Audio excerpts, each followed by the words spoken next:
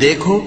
تم ایسے صاف دل لوگ ہو کہ ان لوگوں سے دوستی رکھتے ہو، حالانکہ یہ تم سے دوستی نہیں رکھتے، اور تم سب کتابوں پر ایمان رکھتے ہو اور یہ تمہاری کتاب کو نہیں مانتے، اور جب تم سے ملتے ہیں تو کہتے ہیں ہم ایمان لے آئے ہیں، اور جب تنہا ہوتے ہیں تو تم پر غصے کے سبب انگلیاں کاٹ کاٹ کھاتی ہیں۔ ان سے کہہ دو کہ اپنے غصے میں مر جاؤ، اللہ تمہارے دلوں کی باتوں سے خوب واقف ہے۔ اگر تمہیں آسودگی حاصل ہو تو ان کو بری لگتی ہے، اور اگر تمہیں رنج پہنچے